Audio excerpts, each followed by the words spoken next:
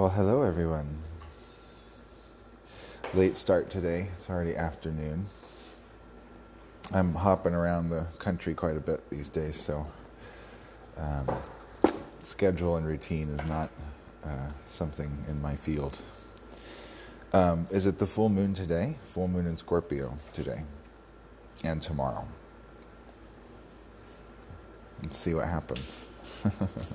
Hi, Crystal District. Nice to see you. Okay, I don't really have any messages to deliver. It feels like a powerful moon. It feels like a time to kind of pause and go within or be with tribe. Scorpio is my rising sign, and Scorpio goes to the hidden places where other signs aren't willing to go. It will find the nastiest shit and go in and bring it up, so you have to look at it. So honor what comes up with this full moon after that powerful new moon in Aries, right after Easter Sunday on the 12th. Now is the full moon in Scorpio, and we're gearing up in 2 weeks for the new moon in Taurus. That's a big one too. But I feel a lot of moving forward, and the monthly calendar I follow of 13 moons, we're coming out of the month of power, and we're now in the month of holy work, finding what our work is. And the next month is Shalom, which is peace. And I intend to be at the top of a holy mountain on the summer solstice to do some really powerful work with some really powerful people. So tune in if you want. Okay, let's see what the cards have to say. This is our daily spread for, I don't know, is it the 26th? Is it Monday? I think it's Monday, and I think it's the 26th. That's right. Monday the 26th, full moon in Scorpio, today and tomorrow. Okay, what are we moving away from? Human collective energies? What message do we need to hear? What are we moving away from? That one. Flipping out. Okay. Whoops, I've left my tripod at home. I'm sorry, guys. I hope I'm not giving anyone vertigo. Okay, present energies, current energies. What do we need to hear? Collective human timeline, current energies. That one, okay. And one more, please, one more card. What are we heading towards? What energies are we heading towards as a human collective? Highest possible timeline. One card. That one, okay. I am now, okay, there's a lot of healing going on with me and the people close to me, and the people close to the people close to me. There's a lot of coming together and healing of really deep old wounds right now. So I hope that's going on for you guys as well. I would wager that it is. So foster that and encourage every little baby step towards the light. That's what people need right now, in my humble opinion. Okay, we're moving away from the Ten of Pentacles. So that's finality, completion, and renewal in our financial system. So attaching this to the collective, of course, this goes back to quantum financial system kind of stuff. I feel like money's in place. You can see the heart center of the card, an orange dot of fulfillment in the center of the card, and then these huge light blue spiritual flowers, and then small red flowers of action. So again, that whole message of when you're in spiritual flow and heart-centered, the amount of action that you need to take is greatly reduced when you're in flow. You don't have to force things to happen. They just naturally unfold. We have spirituality being put into action, light blue and red at both the root and the crown, and the two sides of the card. So, and remember that number 4 is all about stability. There's also 4 leaves here of intuitive fulfillment. This is knowing that our needs will be met physically, financially. We've been clocking in a long time as light workers and not getting a physical paycheck for it. But we didn't come here for the rewards, but there are rewards. And things are really moving now. So if you take away the 2 orange coins and just focus on the yellow coins, you basically have the 8 of Pentacles, which is 4 yellow coins in the top half, 4 in the bottom half, 4 in the middle square, 4 on the left, 4 on the right. So financial stability, how you receive financial resources from spirit is stable, how you expend it in the physical world is stable, how you keep that bridge going from the heart center is stable. It's stable in the past, it's stable toward the future, and because of that rock solid stability, all those fours everywhere, these two orange coins appear. And that's at both the heart of the lower half and the heart of the upper half. So orange, again, is that mixture of yellow and red, applying the knowledge that you've learned into your life with your active red energy. You get orange. So this is fulfillment and finances coming in a way that's extremely fulfilling. And this is realizing on a collective conscious level that money is just energy. And the more you have, it's not evil, the more you can help other people with it. So I used to have a phobia of money, and that's disappearing. And I would imagine that's happening for a lot of other people out there as well.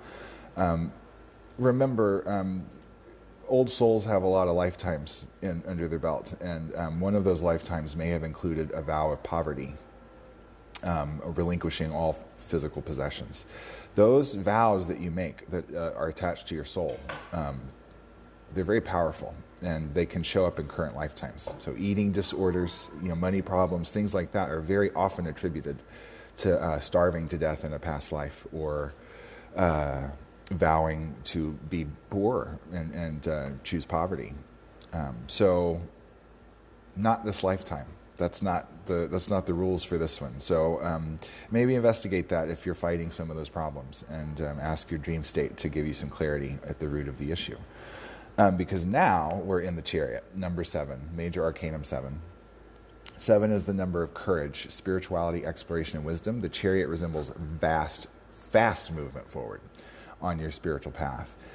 You can see the trinity of the figure whose consciousness has clearly risen to the top square of the card. The division of the squares is very obvious in the Chariot with this red line.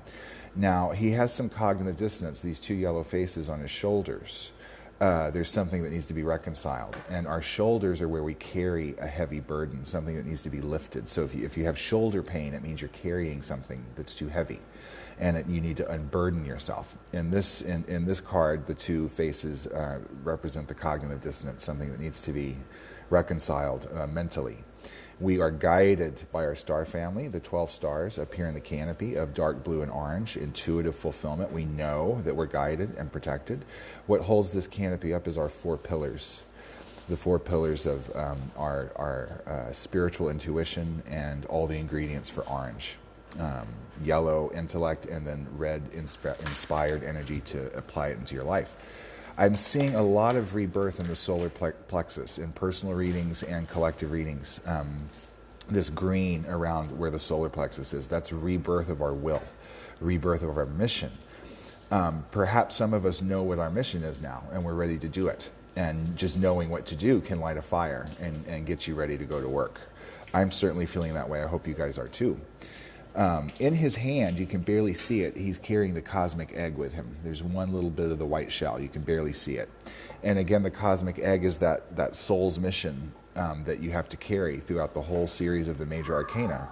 And if you make it to the end and you don't drop the egg or crack it or leave it in the care of someone that is irresponsible, if you make it all the way to the end, that egg hatches, and white resembles purity. So it's a pure gift that you give your soul. It's what you came down to glean from an incarnation. He's carrying the collective cosmic egg with him. So this is our mission as unity consciousness is the species of humans. We have our individual egg and then our collective egg. Our main mission together is what the Chariot is carrying forward. Now, the 2 horses down here are spiritualized, and they resemble your body. Again, the dualism, the cognitive split. We're not quite purple yet, but we're seeing all the red and blue, which is really wonderful. The ground is orange, so the very foundation upon which we're rolling forward is the application of our knowledge into our life, and lots of red plants are growing from that. So there's more action to come.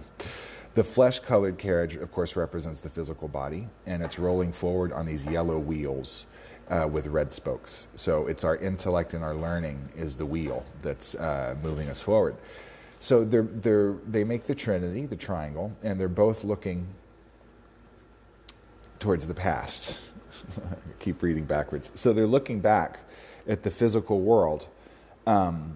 not completely, but 3/4 view, which means we're still integrating something from the past as we move forward. We're not quite ready to see what's coming in the future because we're still cleaning up and dealing with the recent past here.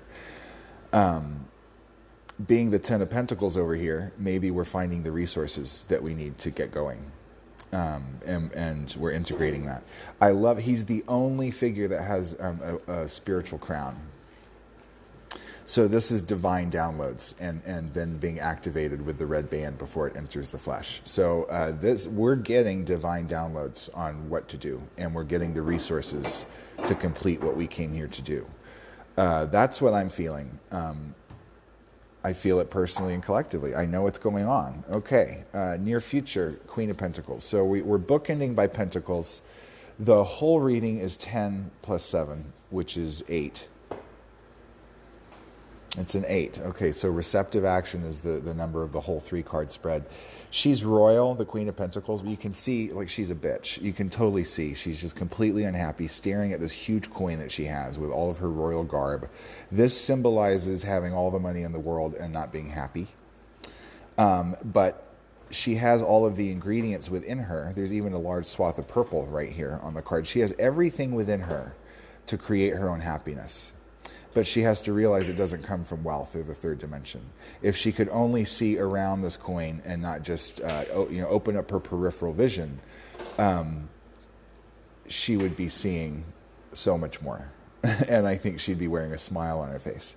But I do get the feeling from the Queen of Pentacles. She's royal. She's a queen. She's capable.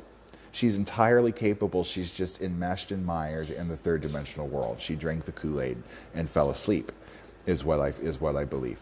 But on the future side of this big swath of purple means a lot. Again, green rebirth here coming in. So if we're attached to any poverty consciousness, if we're attached to any fear around physical resources showing up, just stop and tap in and go into the heart and open up and trust with your intuition that everything you need will be provided, because it always works out. So fear can stop anything, and there's a lot of fear going on right now. So whatever we can do to eradicate that is my suggestion. Okay, that's our daily spread for the day.